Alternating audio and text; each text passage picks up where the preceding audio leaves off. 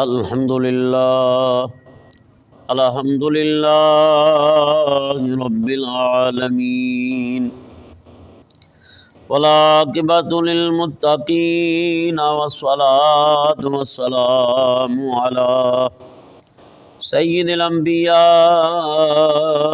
والمرسلین ونشہد ان سیدنا وسندنا شفیعنا وکریمنا ورؤوفنا ورحیمنا وأعلانا وأولانا ومولانا محمدا عبده ورسوله أما بعد فأعوذ بالله من الشيطان الرجيم بسم اللہ الرحمن الرحیم. کھلی رہنے دو کھڑکیاں.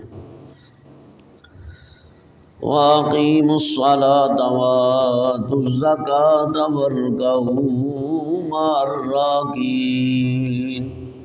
صدق اللہ العظیم وصدق رسولہ النبی الکریم الامین. ان اللہ وملائکتہ یصلون علی النبی یا ایھا الذین آمنوا صلوا علیہ وسلموا تسلیما. الصلاۃ والسلام علیک یا سیدی یا رسول اللہ وعلی آلک واصحابک یا سیدی یا حبیب اللہ. لگیاں نے موجاں ہن لائی رکھی سونیاں. لگیاں نے موجاں ہن لائی رکھی سونیاں. چنگے ہاتھ مندے ہاں چنگے ہاتھ مندے ہاں نبھائی رکھی سونیاں. لگیاں نے موجاں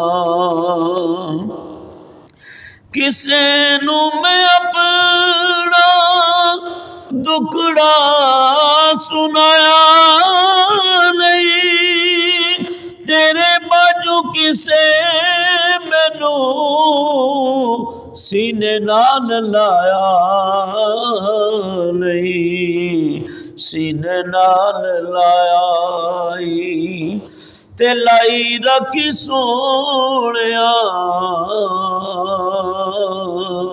سینے نال لایا تے لائی رکھی سونیاں.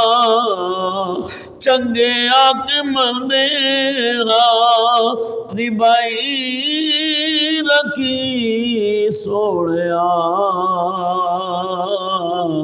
لگیاں نے موجاں ہن آقا دے غلاماں دا میں ادنا غلام. لوکی کہنے خاص میں تے آما وچوں آما.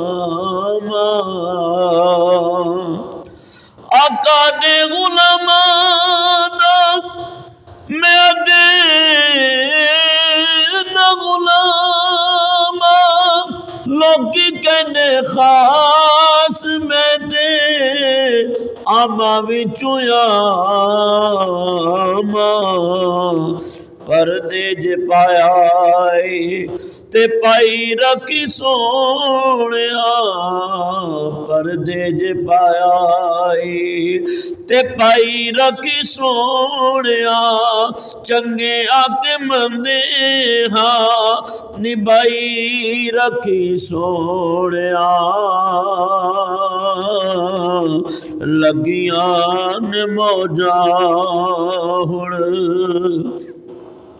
تیرا نام لے کے آقا شان میں بھی پائی تیرے ہاتھ ڈور سایاں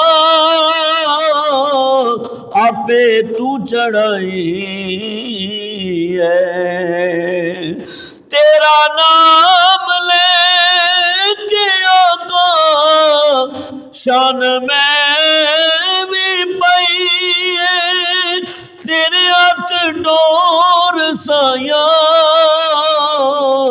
آپے تو چڑھائی ہے چڑھی ہوئی گڈی لوں چڑھائی رکھی سونیا چڑھی ہوئی گڈی لوں چڑھائی رکھی سونیا چنگے آق مندے ہاں نبھائی رکھی سونیا لگیاں موجاں لکے ہوئے بانو لکائی رکھی سونیا چنگے آق مندیا نبھائی رکھی سونیا لگیاں موجاں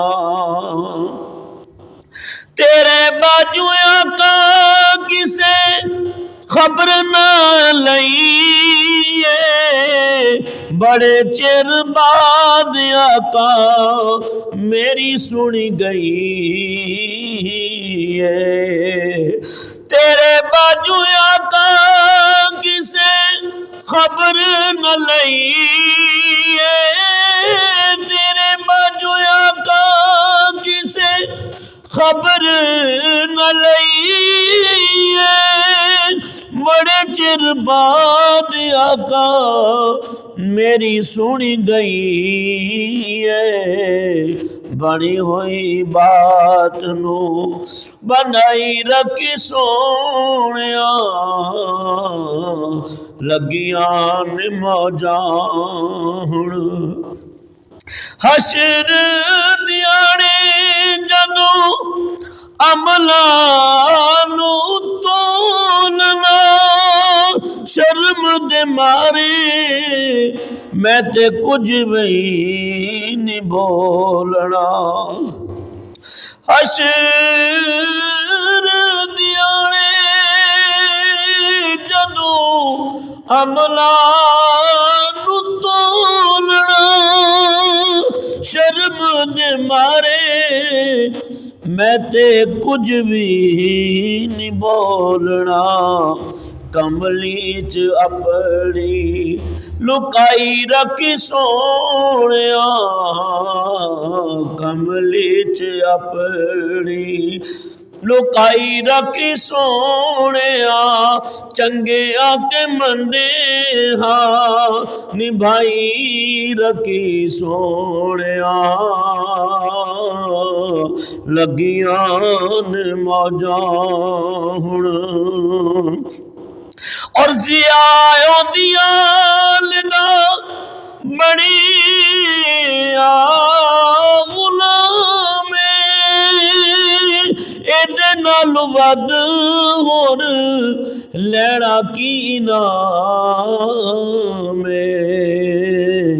بڑیا غلام تے بنائی رکھی سونیا بڑیا غلام بنائی رکھی سونیا چنگے آق مندے ہاں نبھائی رکھی سونیا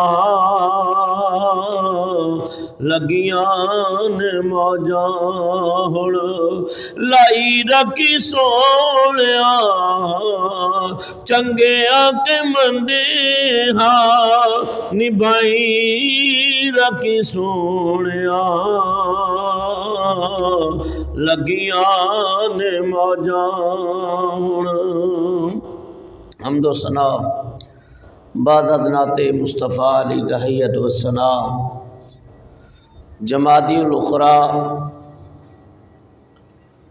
کا مہینہ شروع ہو چکا ہے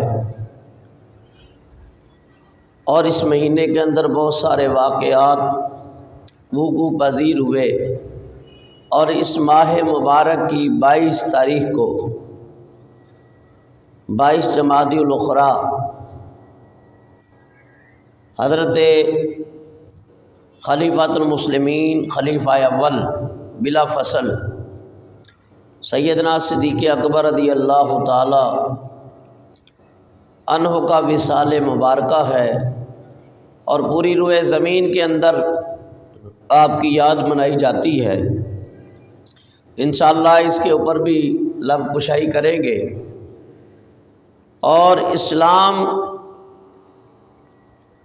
کے اوپر جو ان کا احسان ہے وہ رہتی دنیا پر قائم رہے گا، اور اللہ کے محبوب علیہ الصلوۃ والسلام کا یہ فرمان ہی ان کے لیے کافی ہے کہ حضور علیہ الصلوۃ والسلام فخر موجودات، تاجدار انبیاء، امام الرسل، سرور کون و مقام، سرور ذیشان صلی اللہ تعالی وسلم نے ارشاد فرمایا، میرے اوپر جس نے بھی احسان کیا میں نے اس کے احسان کا بدلہ چکا دیا، لیکن ابو بکر کا احسان میرے اوپر باقی ہے۔ ان کا احسان میں دنیا میں ادا نہ کر سکا، نہ چکا سکا، اور قیامت کے دن اللہ تبارک و تعالیٰ ان کا احسان چکا دے گا، یعنی اس کا بدلہ اللہ تعالیٰ عطا فرما دے گا۔ تو اس سے آپ اندازہ کریں کہ یہ نبی پاک صلی اللہ علیہ وسلم کے وہ عاشق اور مرید ہیں اور خلیفہ ہیں کہ جنہوں نے اپنے محبوب کے لیے کسی چیز کی پرواہ نہ کی، اولاد، مال، جان سب کچھ قربان کر دیا، اور وہ بے مثال قربانی دی کہ رہتی دنیا تک عاشقوں کے لیے وہ قربانی نمونہ حیات رہے گی۔ تو آج کا ہمارا موضوع ہے مقصد تخلیق، یعنی نماز۔ انسان کا مقصد کیا تھا دنیا میں آنے کا؟ تو اللہ تعالیٰ سورہ بقرہ دوسرا پارہ آیت نمبر 43 فرماتا ہے وَأَقِیمُوا الصَّلَاةَ وَآتُوا الزَّکَاةَ وَارْکَعُوا مَعَ الرَّاکِعِینَ۔ یہ پہلے پارے کے اندر بھی ہے یہ حکم، اور دوسری صورتوں کے اندر بھی یہ حکم آیا۔ فرمایا وَأَقِیمُوا الصَّلَاةَ وَآتُوا الزَّکَاةَ۔ یہ آیت جو ہے یہ پہلے پارے کے شروع کے پاؤ کے اندر ہے، اور نماز کے بارے میں قرآن کریم کی کئی آیتیں مختلف پاروں کے اندر اور صورتوں کے اندر موجود ہیں۔ ارشاد بارک تعالیٰ وَأَقِیمُوا الصَّلَاةَ وَآتُوا الزَّکَاةَ وَارْکَعُوا مَعَ الرَّاکِعِینَ۔ نماز قائم کرو اور زکوٰۃ دو، وَارْکَعُوا اور رکوع کرنے والوں کے ساتھ، مع الراکعین رکوع کرو۔ یہ تین باتیں ارشاد فرمائی کہ نماز قائم کرنا اور زکوٰۃ دینا اور رکوع کرنے والوں کے ساتھ رکوع کرنا۔ تو پتہ یہ چلا کہ نماز تنہائی کے اندر بھی جائز ہے، پڑھ سکتا ہے، لیکن جب اجتماعی صورت میں جماعت کے ساتھ پڑھے گا تو اس کا رتبہ، مرتبہ اور مقام اور اجر و ثواب زیادہ ہو جائے گا۔ دوسرے مقام سورۃ الزاریات آیت نمبر 56 اللہ تعالیٰ ارشاد فرماتا ہے وَمَا خَلَقْتُ الْجِنَّ وَالْإِنسَ إِلَّا لِيَعْبُدُونَ۔ اے جن و انس کی جماعتوں، اللہ نے تمہیں نہیں پیدا کیا مگر اپنی عبادت کے لیے، اپنی عبادت کے لیے پیدا کیا۔ تو انسان کا دنیا میں آنے کا مقصد بھی یہی ہے کہ یہ اللہ تعالیٰ کی عبادت کرے۔ فرشتوں کو بھی اس لیے پیدا کیا کہ وہ اللہ تعالیٰ کی عبادت کرے، جنات کو بھی اللہ نے اس لیے پیدا کیا وہ اللہ تعالیٰ کی عبادت کرے۔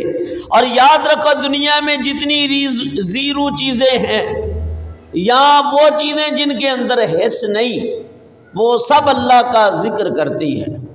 وَإِن مِّن شَيْءٍ إِلَّا يُسَبِّحُ بِحَمْدِهِ، فرمایا ہر چیز اللہ تعالیٰ کی تسبیح بیان کرتی ہے، اللہ تعالیٰ کا ذکر کرتی ہے، لیکن انسان کی تسبیح، جنات کی تسبیح اور عبادت اللہ کو بڑی پیاری ہے۔ ورنہ فرشتے اس قدر زیادہ ہیں کہ اس قدر انسان بھی نہیں ہے۔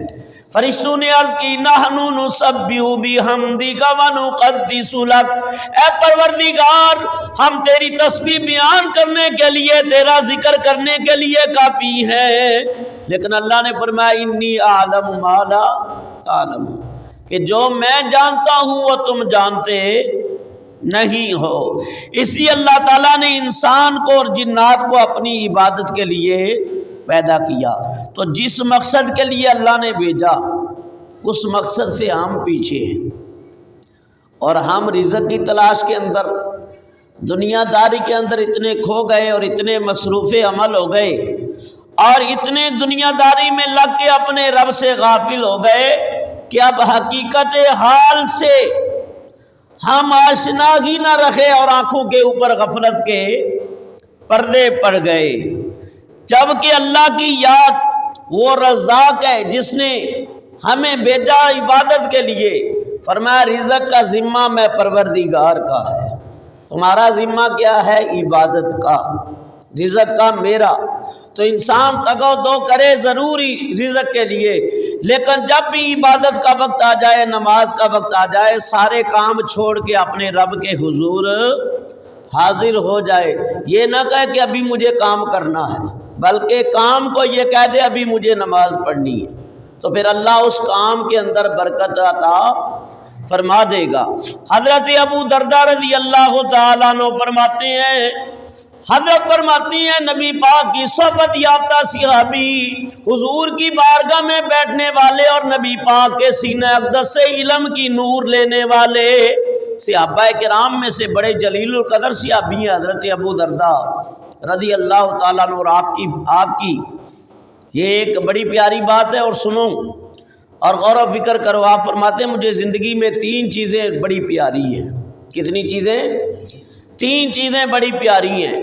ایک چیز تو یہ ہے کہ نوافل میں لمبا سجدہ کرنا، حضرت ابو درداء فرماتے ہیں مجھے بڑا پیارا لگتا ہے، یعنی لمبا سجدہ کرنا۔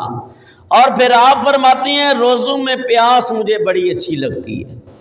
پھر حضرت ابو درداء فرماتے ہیں کہ نمبر 3، اچھی باتیں کرنے والوں کی مجلس مجھے بڑی اچھی لگتی ہے، یعنی اچھے لوگوں کی محفل میں بیٹھنا، یہ آپ فرماتے ہیں مجھے بڑا ہی اچھا لگتا ہے۔ تو یاد رکھو اللہ والوں نے عبادت کی ہے اور اپنے مقصد کو بھولے نہیں، اپنے مقصد کو جاری رکھا اور مقصد پورا کیا۔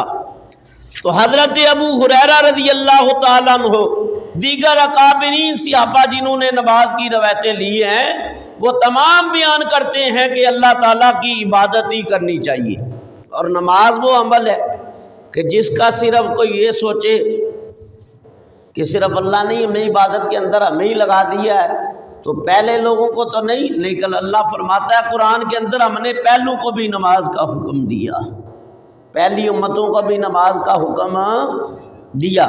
قرآن کریم سورہ انبیاء آیت نمبر 73 پڑھنے لگا ہوں۔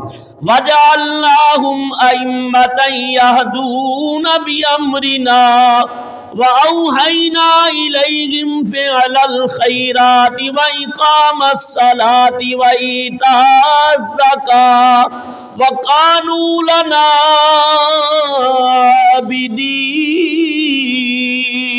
عَابِدِينَ۔ اللہ فرماتا ہے اور ہم نے انہیں امام کیا اور ہمارے حکم سے یہ بلاتے ہیں۔ کون؟ اس سے مراد حضرت اسحاق علیہ السلام ہے، حضرت یعقوب علیہ نبینا علیہ السلام ہے، حضرت لوط علیہ السلام ہے۔ تو اللہ فرماتا ہے کہ وہ ہم نے انہیں امام کیا۔ تو امام متعین کرنا یہ اللہ کی سنت ہے، اس کو کہتے ہیں سنت الہیہ، اور آج تک امامت کبریٰ بھی چلتی آ رہی ہے اور امامت صغریٰ بھی چلتی آ رہی ہے، لیکن اس کی کچھ حیثیتیں بدل گئی ہیں لوگوں کے اعمال کی وجہ سے۔ اس کے اندر امامت کبریٰ کے اندر بھی خرابیاں پیدا ہو گئی اور صغریٰ کے اندر بھی لوگوں نے غفلت شروع کر دی۔ تو اللہ فرماتا ہے وَجَعَلْنَاهُمْ أَئِمَّةً يَهْدُونَ بِأَمْرِنَا، ہم نے انہیں امام کیا، وہ ہمارے حکم سے بلاتے ہیں۔ وَأَوْحَيْنَا إِلَيْهِمْ، اور ہم نے ان کی طرف وحی کی، فعل الخیرات، اچھے کام کرنے کی۔ وحی کس چیز کی نازل کی؟ اچھے کام کرنے کی۔ وَإِيتَاءَ الزَّکَاۃ، وَإِقَامَ الصَّلَاۃ، نماز قائم کرنے کی۔ وَإِيتَاءَ الزَّکَاۃ، اور اللہ کی راہ میں خرچ کرنے کی، زکوٰۃ ادا کرنے کی۔ اور وَكَانُوا لَنَا عَابِدِينَ، اور وہ سب ہماری عبادت کرتے تھے۔ یہ تو حضرت اسحاق علیہ السلام، حضرت یعقوب علیہ السلام، حضرت لوط علیہ السلام کی بات آئی۔ اب اور سنو، سورہ لقمان آیت نمبر 17 ہے۔ اللہ فرماتا ہے یا بنی اقم الصلاۃ وامر بالمعروف وانھ عن المنکر واصبر علی ما اصابک۔ سورہ لقمان، حضرت لقمان علیہ السلام بڑے دانا و مدبر و حکیم ہوئے، اور آپ نے جو وصیتیں کی اپنی اولاد کو، ان میں سے ایک وصیت یہ بھی تھی، اور ہر ماں باپ کو اپنی اولاد کو وصیت کرنی چاہیے، حکم دینا چاہیے، آگے اولاد کی مرضی ہے، عمل کرے یا نہ کرے۔ حد بلوغت کو پہنچ گئے بچے، حد بلوغت کو پہنچ گئے، اب وہ شریعت کے احکام کے ذمہ دار خود ہیں، جواب وہ خود دیں گے۔ اب ماں باپ کے اوپر سوال نہیں ہوگا، کیونکہ وہ بلوغت جب بالغ ہو جاتا ہے بچہ، تو اب حد شرعی اس کے اوپر شروع ہو جاتی ہے، لیکن ماں باپ نیکی کا حکم دے وہ عمل نہیں کرتے، کہ گناہ گار وہ ہوں گے، ماں باپ نہیں ہوں گے۔ لیکن پھر بھی اولاد کو ہر وقت اچھی باتیں بتانی چاہیے، واعظ و نصیحت کرنی چاہیے، تاکہ اس واعظ و نصیحت کا اثر کبھی نہ کبھی ضرور اس کا ظہور ہو جاتا ہے۔ تو حضرت لقمان علیہ السلام آپ فرمانے لگے یا بنی اقم الصلاۃ وامر بالمعروف، اے میرے بیٹے نماز قائم کر، اور اچھی بات کا، وامر بالمعروف، اچھی بات کا حکم دے، وانہا عن المنکر، اور بری بات سے منع کر۔ پھر فرمایا واصبر علی ما اصابک، تم پر جو آزمائش اور مصیبت آئے تو صبر کر۔ تو قرآن کریم کی اس آیت سورہ لقمان کی آیت نمبر 17 سے بھی یہی بات واضح ہو گئی کہ حضرت لقمان نے بھی اپنے بیٹے کو پہلا حکم جو دیا ہے وہ نماز کا دیا ہے۔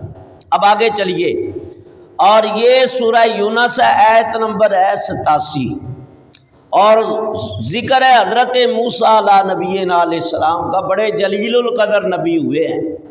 ان کے بارے میں آتا ہے کہ امت کو نماز پڑھنے کا حکم دیتے تھے۔ اللہ فرماتا ہے وَأَوْحَيْنَا إِلَىٰ مُوسَىٰ وَأَخِيهِ أَن تَبَوَّآ لِقَوْمِكُمَا بِمِصْرَ بُيُوتًا وَاجْعَلُوا بُيُوتَكُمْ قِبْلَةً وَأَقِيمُوا الصَّلَاةَ وَبَشِّرِ الْمُؤْمِنِينَ۔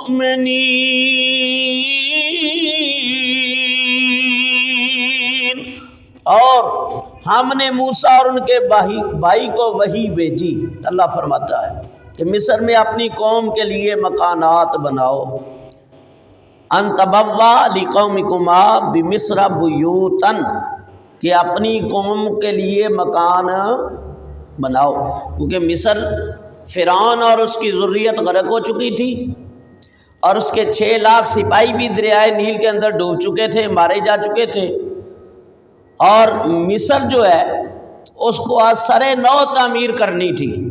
اور اللہ کا شکر ادا کریں کہ اللہ نے فرعون اور اس کے حواریوں سے تمہیں نجات دی، تو فرمایا گھر بناؤ۔ تو گھر بنانا منع نہیں ہے، حسب ضرورت انسان گھر بنا سکتا ہے، لیکن اتنی اعلیٰ زیب و زبائش نہ کی جائے جو فضول خرچی کے اندر شامل ہو۔ ایک صحابی نے بڑا اچھا مکان بنایا، بہت اچھا عمدہ بنایا، اس دور کا بھی، جو گارے اور مٹی اور پتھر سے تیار کیے جاتے تھے، تو اس دور کے اندر اس لحاظ سے بڑا اچھا مکان تھا۔ تو نبی پاک صلی اللہ علیہ وسلم کا گزر ہوا تو حضور نے ناراضگی کا اظہار کیا اور چہرہ اقدس چہرہ نبوت پھیر لیا۔ وہ صحابی جب آئے تو نبی پاک صلی اللہ علیہ وسلم کے بارے میں وہ صحابہ سے گفتگو کرنے لگے کہ میں اپنے آقا کو، اپنے محبوب کو آج بدلا ہوا دیکھتا ہوں، بدلا ہوا، یعنی جس طرح پہلے نظر کرم اور مہربانی ہوتی تھی اور آج وہ نظریں، وہ لذت اور کیف اور سرور نہیں پا رہا۔ کیا بات؟ نبی پاک صلی اللہ علیہ وسلم مجھ سے ناراض ہو گئے؟ تو کسی نے بتایا کہ تیرے مکان کو دیکھا ہے تو حضور نے خوشی کا اظہار نہیں کیا۔ تو صحابہ آپ کو پتہ ہے وہ سب سے ٹوٹ کر حضور سے محبت کرتے تھے، نبی پاک سے پیار کرتے تھے، ان سے رہا نہ گیا، انہوں نے مکان کو گرا دیا، مکان کو گرا دیا۔ آج کوئی ایسا کرے گا؟ ہرگز نہیں۔ تو صحابی نے نبی پاک کو راضی کرنا گوارا کر لیا کہ حضور راضی ہو جائے، مکان رہے یا نہ رہے، گرا کے برابر کر دیا اور پھر حضور کی بارگاہ میں پہنچے۔ نبی پاک نے سلام کا جواب دیا اور خوشی کا اظہار کیا کہ اے میرے عاشق اب تو نے اچھا عمل کیا ہے۔ اب اس کا یہ مطلب نہیں ہے کہ اپنے جن کے مکان بنے ہیں وہ گرانا شروع کر دیں کہ بال بچے کدھر جائیں گے، یہ بھی ہو سکتا ہے اس صحابی کا اور مکان بھی ہو، یہ بھی ہو سکتا ہے، لیکن اعلیٰ قسم کا بنانا جو ہے نا، نبی پاک صلی اللہ علیہ وسلم نے وہاں فرمایا کہ ہر بنیاد بنانے والے کے لیے وبال ہو جائے گی قیامت کے دن۔ کیا ہو جائے گی؟ وبال ہوگی۔ لوگ بڑے بڑے بنگلے بناتے ہیں، اور میں نے ایسے بھی دیکھا ہے کہ ہمارے گاؤں کے اندر دیکھا ہے کہ 50 کمرے بنا دیے، 100 کمروں کا محل لوگ بناتے ہیں، اور پھر خدا کی کرنی کے رہنا بھی نصیب نہیں ہوتا ہے، بڑے بڑے محلات ہیں۔ تو اللہ والے ان چیزوں کو پسند کرتے، وہ اپنے گزارے لائق مکان بناتے ہیں کہ اس میں دن زندگی کے کٹ جائیں، ورنہ یاد رکھو حضرت عیسیٰ علیہ نبی علیہ السلام آپ نے کوئی مکان نہیں بنایا۔ اب اس کا یہ مطلب نہیں بنانا منع نہیں، جائز ہے، بنا سکتے ہو لیکن حسب ضرورت۔ وہ حضرت عیسیٰ علیہ السلام جب بھی جاتے تھے کسی غار میں پناہ لیتے تھے، تو ایک دن بارش ہو رہی تھی، سخت سردی تھی، تو غار میں پناہ لی اور آسمان کی طرف دیکھا کہ مولا دیکھو لوگوں کے مکان بھی ہیں، سب کچھ ہے، اور تیرا نبی ہوں اور غار میں پناہ لے رہا ہوں۔ تو اللہ نے وحی نازل فرمائی ہے عیسیٰ علیہ السلام ذرا آسمان کی طرف تو دیکھ، جنت میں ہم نے تیرے لیے کتنا اچھا محل تیار کیا ہوا ہے۔ سبحان اللہ۔ تو اللہ والوں کے محل جنت میں تیار ہوتے ہیں۔ اب بات آئی ہے تو چلتا جاؤں۔ حضرت رمیسہ اس حدیث کی راوی ہے، فرمایا نبی پاک صلی اللہ علیہ وسلم نے فرمایا کہ میں جنت میں چہل قدمی کر رہا تھا خواب کے اندر، بخاری کی حدیث ہے۔ حضرت عمر رضی اللہ تعالیٰ کی شان میں یہ روایت ہے، نبی پاک فرماتی ہیں میں محل میں چلتے چلتے چہل قدمی کرتے جنت کے اندر میں نے ایک عالی شان محل کو دیکھا جو بڑا ہی حسین ہے، اور سفید ماربل سے وہ بنا ہوا ہے، سفید پتھروں سے۔ تو حضور علیہ الصلوۃ والسلام نے جو پہرے دار کھڑے تھے محل کے دروازے پہ کہا یہ کس کا محل ہے؟ کہا حضور یہ آپ کے صحابی عمر بن خطاب کا محل ہے۔ نبی پاک صلی اللہ علیہ وسلم نے فرمایا عمر میں نے غیرت کی وجہ سے اس کے اندر داخل ہونا گوارا نہیں کیا کہ تیری بیویاں اس کے اندر ہوں گی جنت کی۔ تو یا رسول اللہ کیا میں آپ کے اوپر بھی غیرت کروں گا؟ یا رسول اللہ میں بھی آپ کا غلام، وہ بھی آپ کے غلام، اور آپ کی لونڈیاں اور کنیزیں۔ حضور نے فرمایا میں اس وجہ سے، اور سیدہ خدیجہ الکبریٰ کے لیے بھی یہی حکم آیا کہ فرمایا ہم نے آپ کی زوجہ کے لیے صرف ایک موتی، سفید موتی سے آپ کی زوجہ کے لیے جنت میں محل تیار کیا ہے۔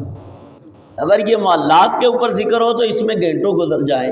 بہرحال اللہ والوں کے لیے دنیاوی جو ہے معاملات بڑی آزمائشوں کے ہوتے ہیں، اور ان کے لیے اعلیٰ محل اللہ جنت کے اندر تیار کر دیتا ہے۔ تو فرمایا حضرت موسیٰ علیہ نبی علیہ السلام کو حکم دیا مصر کے اندر مکانات بنائے جائیں، اور اپنے گھر والوں کو نماز کی جگہ بناؤ۔ گھر میں ایک جگہ ہونی چاہیے جہاں آدمی نماز پڑھے۔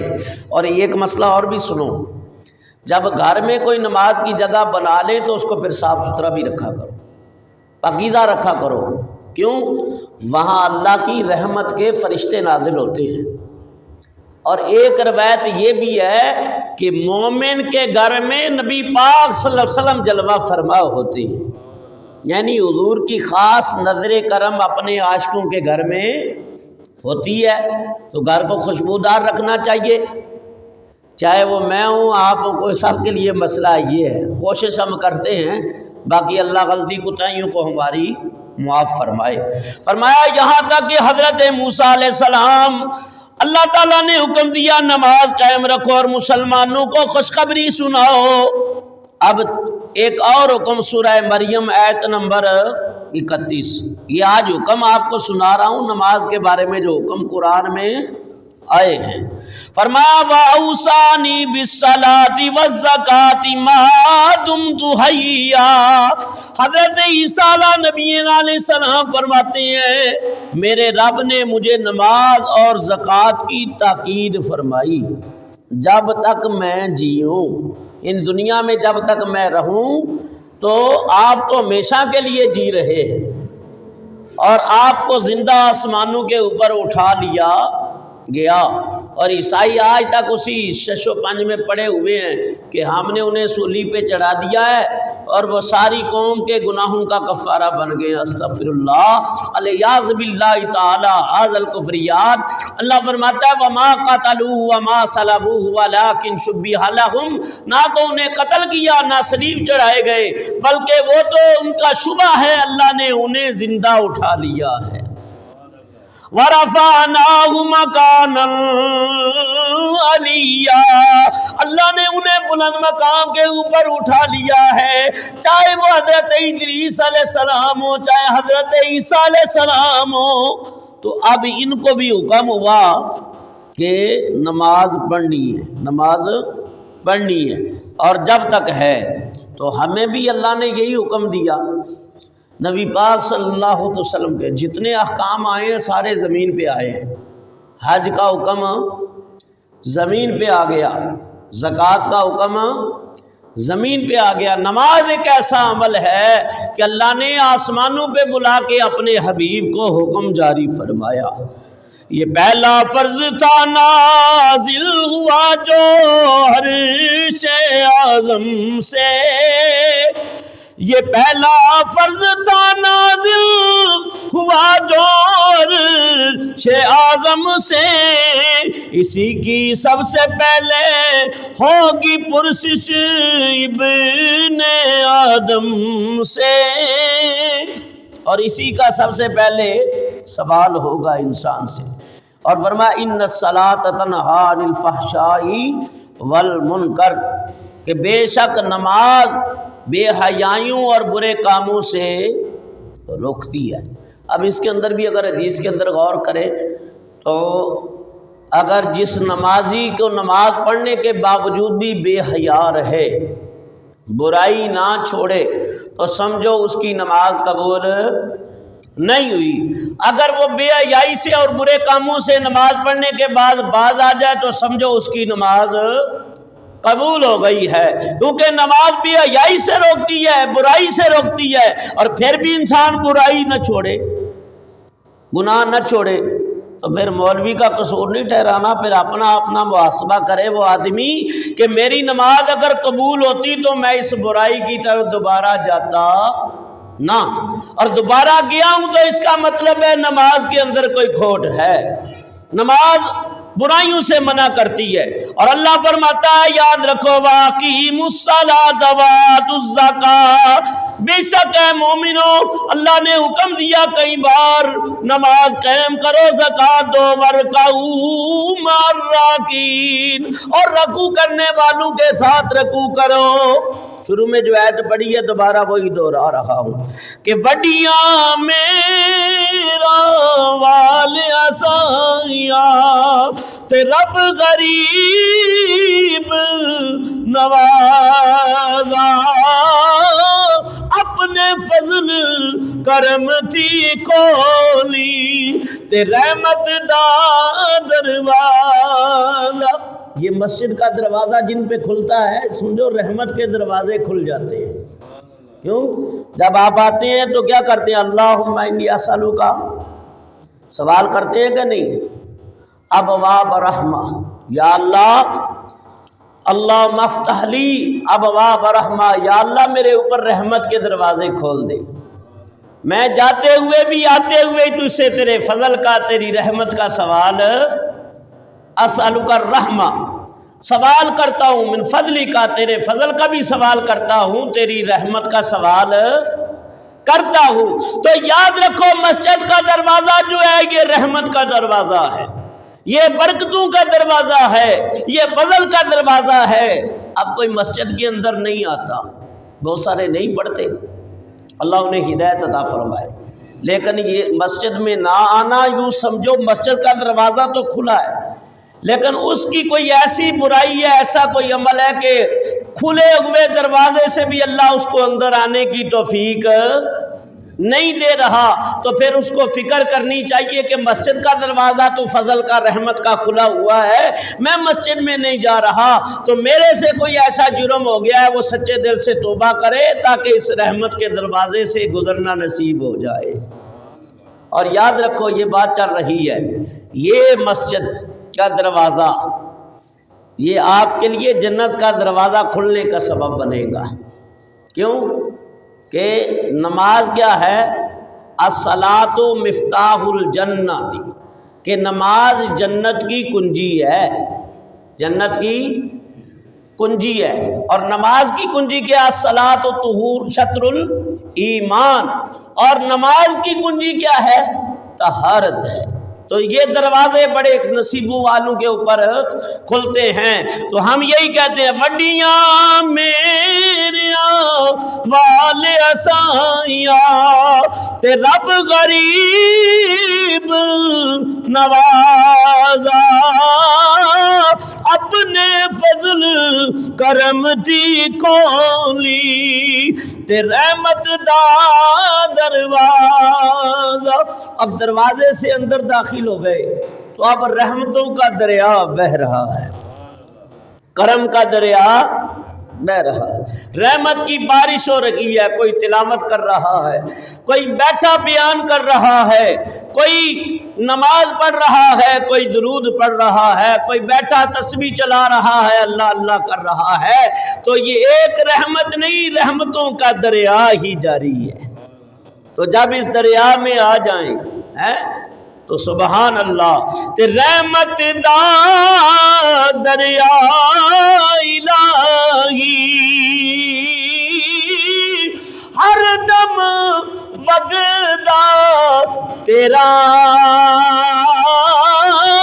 جے ایک قطرہ بخش مینوں تے کم بڑھ جاگا میرا۔ تو قرآن کریم کی 5-6 آیتیں پڑھ کے میں نے آپ کے سامنے اس بات کو واضح کر دیا کہ نماز کا حکم اللہ نے حضرت اسحاق کو بھی دیا، حضرت یعقوب کو بھی دیا، حضرت لوط علیہ السلام کو بھی دیا، حضرت لقمان کو بھی دیا، حضرت موسیٰ علیہ السلام اور حضرت عیسیٰ علیہ السلام کو بھی دیا، اور نماز کا حکم اللہ نے اپنے محبوب کی امت کو بھی دیا۔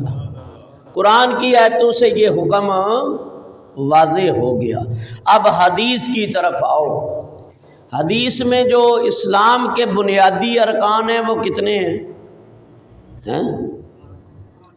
یار ڈر کے نہیں بولا کرو، میں کوئی آپ تم سے امتحان نہیں لے رہا، کوئی مسئلے آپ کو آتے ہیں پوچھ لیتا ہوں تاکہ کسی کو نہ پتہ ہو تو اس کو بھی پتہ ہو جائے۔ مقصد یہ ہوتا ہے، استاد شاگرد سے پوچھتا ہے تو اس کا مطلب یہ بھی نہیں ہوتا کہ استاد کو نہیں آتا، یا یہ نہیں پتہ ہوتا کہ کم علمی کی دلیل ہے، بلکہ بچے کو سبق یاد ازبر ہو جائے۔ تو جن کی عمریں گزر گئی ان کو تو یہ سبق یاد ہے۔ اللہ کے پیارے حبیب فخر موجودہ سرور کائنات فرماتے ہیں، بنی علی بخاری شریف جلد اول صفحہ نمبر 6، مشکات صفحہ نمبر 12، حضور فرماتے ہیں بنی علی اسلام علی خمسۃ شہادۃ لا الہ الا وان محمد عبدہ ورسولہ۔ اسلام کا بنیادی رکن کیا ہے؟ سب سے پہلے لا الہ الا اللہ، اور نبی پاک صلی اللہ علیہ وسلم نے فرمایا جب یہ کوئی سچے دل سے پڑھ لیتا ہے تو جنت اس کے اوپر واجب ہو جاتی ہے۔ جو اس کا آخری کلام بھی یہ ہو گیا اس کے اوپر بھی جنت واجب ہو گئی۔ یا اللہ جس تیرے محبوب نے یہ باتیں ارشاد فرمائی، یا اللہ تجھے اس پیاری زبان کا واسطہ، اس محبوب کے کلام کا واسطہ، نبی پاک کی حدیثوں کا واسطہ، یا اللہ جب وقت اجل آئے تو یہی کلمہ ہماری زبانوں پہ جاری فرما اور اسی پہ ہمارا خاتمہ بالخیر فرما، حجابات اٹھ جائے، پردے اٹھ جائے، تیرے محبوب کا دیدار نصیب ہو جائے۔ پڑھو لا الہ الا اللہ، پڑھیے لا، کوئی زبان خاموش نہ رہے، سب پڑھیں، پڑھو لا الہ الا اللہ لا اللہ۔ اس کلمے دے راز نیارے نے انہیں ڈب دے بیڑے تارے نے، سانو دسیا نبی پیارے نے، پڑھو لا الہ لا الہ۔ کم سے کم 100 مرتبہ یہ تسبیح کلمہ شریف کی روز پڑھنی چاہیے۔ جو سلسلے والے لوگ ہیں ان کو پیر و مرشد 4 تسبیحاں بتاتے ہیں، بعض کو 8 بتاتے ہیں، بعض کو 12 بتاتے ہیں، لیکن کم سے کم ایک تسبیح کلمہ شریف کی پڑھنی چاہیے۔ اس کا اجر یہ ہے کہ جب انسان کو موت آئے گی تو یہی کلمہ اللہ اس کی زبان پہ جاری۔ وقت اتنا نہیں ہے، بہت سارے اولیاء کرام جب دنیا سے گئے تو کلمہ ان کی زبان پہ جاری ہوا، کیونکہ وہ دن رات کلمے کا ورد کرتے تھے، کلمہ پڑھتے تھے، تو اللہ نے وقت اجل بھی یہ کلمہ ان کی زبان پہ جاری ہو گیا۔ اب یہ دیکھیں نا، سورہ فاتحہ آپ روز پڑھتے ہو نماز میں، کوئی بھولتا ہے سورہ فاتحہ؟ شاذ و نادر کبھی اللہ نہ بلائے تو بھول جائے، لیکن یہ تو بچے کو طوطے کی طرح یاد ہے۔ کیوں؟ روز جو زبان پہ جاری ہوتی ہے چیز وہ آسانی سے پھر جاری ہو جاتی ہے۔ تو یہ کلمہ روز ایک تسبیح پڑھو گے تو مرتے وقت بھی اللہ آسانی کے ساتھ اس کلمے کو زبان پہ جاری فرما دے گا۔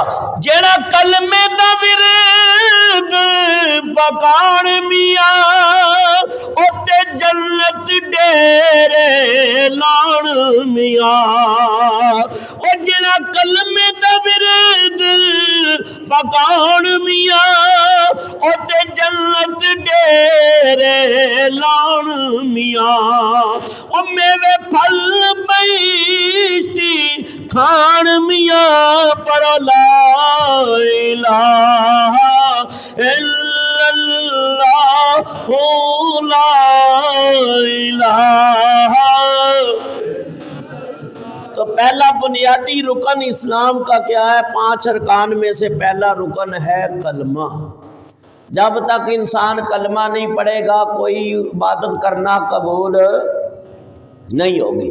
روزے عیسائی بھی رکھتے ہیں، نصارہ بھی رکھتے ہیں، وہ بھی عبادت کرتے ہیں، یہ نہیں کہ وہ عبادت نہیں کرتے، لیکن قبول اس لیے نہیں ہے کہ انہوں نے حضور کے اوپر ایمان نہیں لائے۔ اور نیکیاں اگر آپ بولیں گے چلو وہ کلمہ نہیں پڑھتے، حضور پہ ایمان نہیں لاتے، نیک عمل تو کافر بھی کرتے ہیں، مشرک بھی کرتے ہیں، نصرانی بھی کرتے ہیں، ہندو سکھ بھی کرتے ہیں، تو نیکی تو اللہ کسی کی ضائع نہیں کرتا۔ اسلام ہی بتاتا ہے کوئی بندہ بھی جس کے اندر انسانیت ہے نیکی کرے، اللہ عمل تو ضائع اس کے نہیں کرتا، تو پھر ان کی بھی بخشش ہونی چاہیے۔ تو یہ اعتراض ہوتا ہے تو اس کا جواب حدیث دیتی ہے۔ اللہ کے محبوب فرماتے ہیں کافر مشرک اگر کوئی نیکی کرتا ہے، نیک عمل کرتا ہے، تو یا تو اللہ دنیا میں اس کا اجر اسے دے دیتا ہے، دنیا میں دے دیتا ہے۔ بہت سارے کافر مشرک دیکھتے ہیں کہ ان کے پاس اتنا سونا ہے، اتنی چاندی ہے، دنیا کی نعمتوں کی بہتات ہے، اور ہم کہتے ہیں ہم اللہ پہ ایمان بھی لائے اور پھر بھی ہمارے پاس ہم پیسے کو ترستے رہتے ہیں۔ رزق کو ترستے رہتے ہیں، اور ان کے بعد جو رب کو نہیں مانتے اتنا ہے تو یہ خیال نہ کیا کرو، بلکہ یہ سمجھا کرو کہ آخرت میں ان کا کوئی حصہ نہیں، اللہ نے دنیا میں ہی دے دیا ہے۔ صحابہ کے پاس جب تھوڑی سی دولت آنا شروع ہو جاتی تھی وہ رونا شروع کر دیتے تھے۔ آج کوئی روئے گا؟ آج تو خوش ہوگا، آنے دو مال ڈھیر لگ جائیں تو کوئی بھی منع کرنے کے لیے تیار ہے۔ صحابہ رونا شروع کر دیتے تھے، پتہ نہیں اللہ ناراض ہو گیا کہ دنیا کے منہ ہمارے اوپر کھول دیے، اب دنیا زیادہ آ رہی ہے، تو وہ رونا شروع کر دیتے تھے۔ یہ حالت تھی۔ تو کافروں مشرکوں کو نیکی کی وجہ سے اللہ دنیا میں اجر دے دیتا ہے، آخرت میں ان کے لیے کوئی اجر نہیں ہے۔ اور کبھی ایسا بھی ہوتا ہے کوئی نیکی کافر مشرک غیر مذہب ایسی اچھی کر لیتا ہے کہ اللہ کو اتنی پسند آتی ہے تو اللہ اس کا اجر یہ دیتا ہے، اسے اسلام کی دولت سے مالا مال کر دیتا ہے، اسے کلمہ پڑھنے کی توفیق۔ مثال دیتا ہوں، وقت دور چلا جائے گا۔ حضرت امام حسین رضی اللہ تعالیٰ عنہ کا سر مقدس جب کوفہ سے شام لے جایا جا رہا تھا، دمشق لے جایا جا رہا تھا، تو راستے میں ایک رات انہوں نے کنیسہ میں گزاری تھی کہ نہیں گزاری تھی؟ بتایا میں نے۔ تو ایک عیسائی تھا جس نے امام پاک کے سر کی تعظیم کی تھی، عیسائی تھا وہ۔ ساری رات امام علی مقام کے سر انور کو اس نے ایک بلند پتھر پہ رکھا، جتنا عطر تھا اس نے حضرت کی زلفوں پہ مل دیا اور ہاتھ باندھ کے ادب سے کھڑا رہا اور کہنے لگا میں یہ سمجھتا ہوں کہ آپ اللہ والے ہیں، اللہ کی راہ میں قربان ہوئے، آپ زندہ ہیں۔ اس نے تعظیم کی۔ صبح کے ٹائم سر حسین سے جو نور کی لاٹیں نکلی تو بلا اختیار اس کی زبان پہ کلمہ طیبہ جاری ہو گیا۔ تھا تو وہ عیسائی، لیکن اللہ کو عمل اتنا پسند آیا کہ اللہ نے دولت ایمان سے مالا مال کر دیا۔ اب سنو ایک اور ایسا ہی مسئلہ کہ ایک سیدزادی تھی اور جو بڑی ہی غریب اور بچیاں جوان تھی، گزر رہی تھی، ایک مسلمان سے کہا، مسلمان اصل دھدکار دیتے، تو کہا کہ میں سیدزادی ہوں، بیٹیاں جوان ہیں، کچھ مہربانی کر دو۔ کہا تیرے پاس کیا دلیل ہے؟ تو دھدکار دیا۔ ایک عیسائی نے اس سیدزادی کی مدد کی، نبی پاک خواب میں آئے اور اس کو مسلمان کرا کے اس کے سر کے اوپر حضور نے خواب کے اندر دستار باندھی، تم نے میری آل کی عزت کی ہے تو لہٰذا ہم تجھے دولت ایمان سے ہمکنار کرنے کے لیے آ گئے ہیں۔ آپ نے کلمہ پڑھایا، اللہ نے اسے دولت ایمان سے مالا مال کر دیا۔ تھا یہودی لیکن کلمہ مسلمان ہو گیا۔ تو اچھے عمل جو ہے بعض اوقات کافر مشرک بھی کریں تو پسند ہو جاتی ہیں، اللہ اس کی وجہ سے دنیا میں ایمان کی دولت عطا کر دیتا ہے۔ تو میرے بزرگوں اور دوستوں، یہ کلمہ بڑا شان والا ہے۔ حضور فرماتے ہیں کہ بنیادی جو ارکان ہیں ان میں سے پہلا کلمہ ہے۔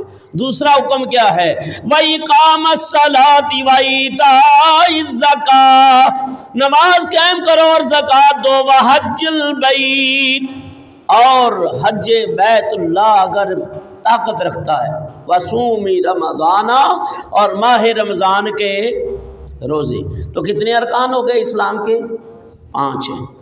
میں چھٹا نہیں بیان کرتا، چھٹا بابا فرید بیان کرتے ہیں، وہ ایک علیحدہ مسئلہ ہے، تو وہ بھی بات دور چلی جائے گی۔ اسلام کے 5 ارکان ہیں، اس میں پہلا رکن جو ہے کلمے کے بعد جو ہے وہ نماز ہے۔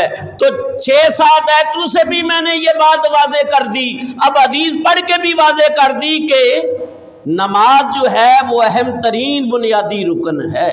اور پھر اللہ کے پیارے حبیب فرماتے ہیں لا ایمان لمن لا صلاۃ لہ ولا دین لمن لا صلاۃ لہ، مسلم شریف جلد اول صفحہ نمبر 61 ہے۔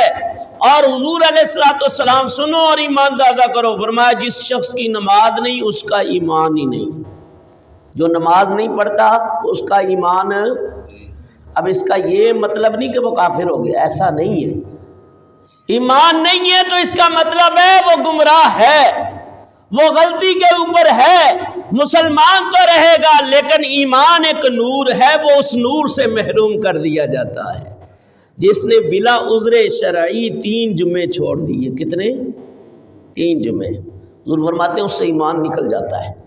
زانی زنا کرے تو اس سے ایمان نکل جاتا ہے، شرابی شراب پیے تو ایمان نکل جاتا ہے، چور چوری کرے تو ایمان نکل جاتا ہے، سود خور سود خوری کرے تو اس سے ایمان نکل جاتا ہے. نکل کے کہاں جاتا ہے؟ وہ اس کے سر کے اوپر ہی رہتا ہے، اس کے سر کے اوپر رہتا ہے. اگر وہ سچے دل سے توبہ کر لے کہ یا اللہ میں گناہوں سے توبہ کرتا ہوں مجھے معاف کر دے، وہ جتنے ایمان اوپر گئے تھے وہ پھر اندر آ جاتے ہیں. جب بندہ مومن ہو جاتا ہے، نیک ہو جاتا ہے، تو وہ چیزیں پھر اندر داخل ہو جاتی ہیں. تو یہ مثال دے کے سمجھانا پڑتا ہے، بعض عقلیں بڑی موٹی ہوتی ہے. تو فرمایا کہ جو نماز نہیں پڑھتا اس کا ایمان، ہاں ایک صلاح اور ہے، بے نمازی کی گواہی اسلام نہیں مانتا. جو بے نمازی ہے اسلام اس کی گواہی نہیں مانتا. یہ بھی مسئلہ ہے. وَلَا دِينَ لِمَن لَّا صَلَاةَ لَهُ. پھر حضور فرماتے ہیں جس شخص کی نماز نہیں اس کا دین بھی نہیں. ایک حدیث میں یہ آتا ہے، اللہ کے حبیب فرماتے ہیں مسلمان اور کافر کے درمیان فرق کرنے والی چیز نماز ہے. اور یاد رکھو حضرت پیران پیر روشن ضمیر غوث پاک فرماتے ہیں جو نماز نہیں پڑھتا، آپ فرماتے ہیں اس کو مسلمانوں کے قبرستان میں دفن نہ کرو. اگر آج میں کہہ دوں بھئی اس بے نمازی تھا اس کو مسلمانوں کے قبرستان میں دفن نہ کرو، آپ سارے ڈنڈے لے کے میرے پیچھے آ جائیں گے. مولوی صاحب آپ کون ہوتے ہیں؟ زمین اللہ کی ہے اور بندہ بھی اللہ کا ہے، آپ کون ہوتے ہیں روکنے والے؟ تو میں روکوں تو آپ فوراً غصے میں آ جائیں گے. اور یہی بات پیران پیر فرما رہے.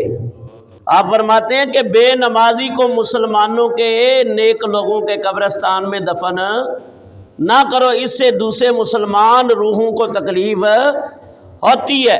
تو جب زندہ ہوتا ہے بے نمازی، محلے میں نماز نہیں پڑھتا، اس سے بھی تکلیف ہوتی ہے. اور مرنے کے بعد قبرستان میں جائے تو جو نیک اللہ والے سوئے ہوئے ہیں انہیں بھی تکلیف پہنچتی ہے. تو یہ ایک ایسا عمل کبھی ہے جو تکلیف اور مصیبت کا سبب بنتا ہے. اللہ تعالیٰ دین کی فکر عطا فرمائے، اس مسئلے کو سمجھنے کی توفیق عطا فرمائے. پھر اللہ تعالیٰ ارشاد فرماتا ہے والذین هم علی صلاتهم یحافظون اولئک هم الوارثون الذین یرثون الفردوس هم فیہا خالدون. سورہ مومنین ہے، مومنون، اور آیت نمبر ہے 9 اور 10. اور ترجمہ سنو. اور وہ جو اپنی نمازوں کی حفاظت کرتے ہیں، نماز قضا ہونے، ہاں سویا آنکھ نہیں کھلی تو معذور ہے، آنکھ ہی نہیں کھلی کبھی کبھار، اور روز ہی اس کی آنکھ نہیں کھلتی ہے تو پھر وہ خود ہی اپنا محاسبہ کرے. یہ روز نہ کھلنا جو ہے یہ بڑے خطرے کی علامت ہے، خطرے کی گھنٹی ہے. کبھی نہ کھلی تو بندہ عاجز ہے، اور کبھی نہ کھلی ایک صحابی کی نہیں کھلی، ایک دن وہ سارا دن روتے رہے اور روتے رہے. اللہ نے 700 نمازوں کا ثواب ان کے نامہ اعمال میں لکھ دیا. دوسرے دن شیطان آ کے کہنے لگا حضرت اٹھیے نماز پڑھ لیجئے. کہا کون؟ کہا شیطان ہوں. کہا تیرا بیڑا غرق ہو، تو نماز سے روکتا ہے اور تو نے آج مجھے آ کے نماز کے لیے جگا دیا. کہا اس لیے جگایا کہ اللہ اپنے 700 کا جو اجر لے لیا تھا تو آج چاہتا ہوں ایک ہی کا اجر لے. تو شیطان کی نیکی کے اندر بھی انسان کے لیے فساد چھپا ہوا ہے، تو وہ نہیں چاہتا کہ آپ ثواب لیں. یاد رکھو سردیوں کے موسم کے اندر، رات کی اندھیری کے اندر جب وضو کرنا بڑا ہی دشوار اور مشکل ہو، ایسی حالات کے اندر، ایسے لمحات کے اندر باوضو ہو کے مسجد کی طرف جانا، اللہ کے حبیب فرماتے ہیں قیامت کے دن پل صراط پہ اس کے لیے نور ہوگا. سیٹ کرو اس کا بات، اس کے لیے کیا ہوگا؟ نور ہوگا. ہر قدم کے اوپر اس کے لیے نور ہوگا. تو اللہ فرماتا ہے جو اپنی نمازوں کی حفاظت کرتے ہیں یہی لوگ وارث ہے. کس کے؟ فردوس کی میراث پائیں گے. یہ ان کی وراثت فردوس ہے اور وہ اس میں ہمیشہ رہیں گے. ہے نماز برکت والی تے مومن کرن دعائی، ہومڑ دور گناہ کبیرہ تے بخشے خالق سائی.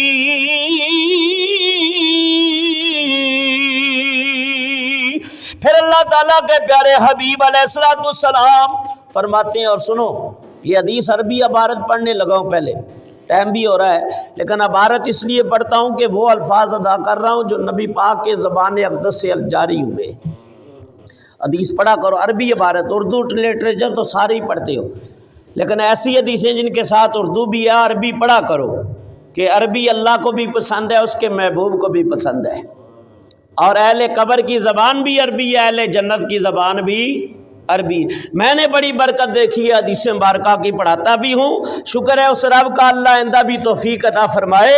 نبی پاک کی حدیثیں پڑھنے کی بڑی ہی برکتیں ہیں، روح کو تازگی مل جاتی ہے۔ وَنَبِي ذَرٍ أَنَّ النَّبِيَّ صلی اللہ علیہ وسلم خرج زمن الشتاء والورق يتهابط فأخذ بغصنين من شجر قال فجعل ذلك الورق يتهابط قال فقال يا أبا ذر فقلت لبيك يا رسول الله قال إن العبد المسلم ليصلي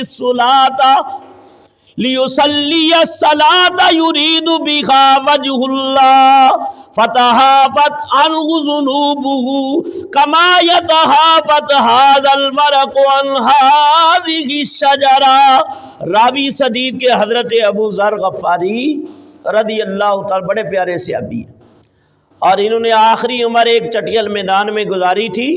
نبی پاک صلی اللہ علیہ وسلم نے ان کے لیے بشارت دی کہ ابو ذر جب تمہیں موت آئے گی تو تم ایک صحرا میں ہوں گے، تیرے پاس کوئی نہیں ہوگا سوائے تیری گھر والی کے۔ تو یہ دنیا سے انہوں نے منہ موڑ لیا تھا۔ صحابہ کرام کے اوپر جب فتوحات کھل گئی، شام کے علاقے فتح ہوئے، مصر کے علاقے فتح ہوئے، تو مال میں فراوانی آ گئی، اچھے لباس پہننے لگے، اچھا کھانے پینے لگے، تو یہ ان کے اوپر ایک درویشی کا رنگ تھا حضرت ابو ذر رضی اللہ تعالیٰ کے اوپر۔ تو انہوں نے کہا کہ تم نے وہ کام شروع کر دیے ہیں جو میں نے نبی پاک کے زمانے میں نہیں دیکھے، جبکہ وہ چیزیں جائز بھی تھیں، لیکن وہ کہتے تھے میں ان کو جائز سمجھتا نہیں ہوں، کیونکہ ایک ہوتا ہے فتویٰ اور ایک ہوتا ہے تقویٰ، اور قدرت ہوتے ہوئے بھی دنیا داری سے منہ پھیر لینا یہ صحیح فقر ہے، اور اللہ کی حبیب نے اس فقر کو پسند فرمایا۔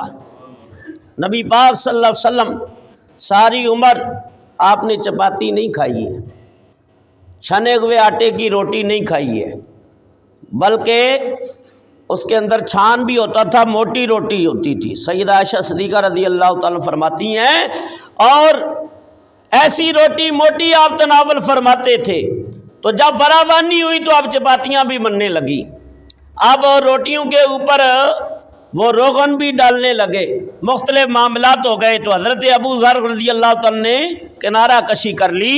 تو ان نے کافی حدیثوں کی روایت کی ہے حضرت ابو ذر رضی اللہ تعالیٰ، تو ایک دن نبی پاک صلی اللہ علیہ وسلم نے، سردی کا موسم تھا، حضور نے ان کا ہاتھ پکڑا اور نبی پاک ساتھ ساتھ لے کے چل رہے۔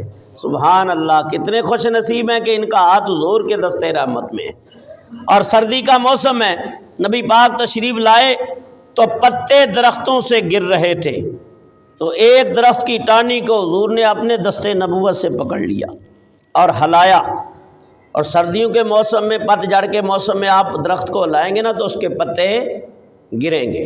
تو فرمایا ابو ذر لبیک یا رسول اللہ، کا میں حاضر ہوں۔ فرمایا دیکھ رہے ہو؟ یا رسول اللہ میں دیکھ رہا ہوں۔ فرمایا یہ پتے گرتے ہوئے دیکھ رہے؟ عرض کی آقا دیکھ رہا ہوں۔ فرمایا بندہ مسلمان مومن کی یہ شان ہے، جب وہ 5 نمازیں پڑھتا ہے، جیسے یہ پتے گر رہے ہیں ایسے اس کے گناہ گر جاتے ہیں، ایسے اس کے مثال دے کے حضور نے اپنے صحابی کو سمجھانے کی کوشش کی ہے کہ انسان کے گناہ ایسے ہی جڑتے ہیں۔ اور اسی طرح حضرت عیسیٰ علیہ نبی علیہ السلام، آپ سمندر کے کنارے کھڑے تھے۔ اب یہ سمندر صرف کراچی تک نہیں ہے، ادھر جدہ تک اس کی حد لگتی ہے، کہاں تک جاتے ہیں۔ تو یہ جو جغرافیے کا حساب لگاتے ہیں، جو محققین ہیں وہی جانتے ہیں۔ تو آپ کھڑے تھے تو دیکھا ایک جانور ہے اور نکلا ہے سمندر کے پانی سے، اور ریت کے اوپر الٹ پلٹ ہوا، اس کا پورا جسم ریت سے اپنا جو ہے لبریز ہو گیا، اور پھر وہ پانی کے اندر جاتا ہے، پھر بہر آتا ہے۔ موسیٰ علیہ السلام نے یہ عمل اس کو کرتے ہوئے 5 مرتبہ دیکھا، اور پھر عرض کی مولا یہ مجھے سمجھ نہیں آئی، اس کے اندر کیا تیری حکمت ہے، کیا راز ہے؟ فرمایا یہ میرے پیارے محبوب آخر الزمان نبی کی امت کی مثال ہے۔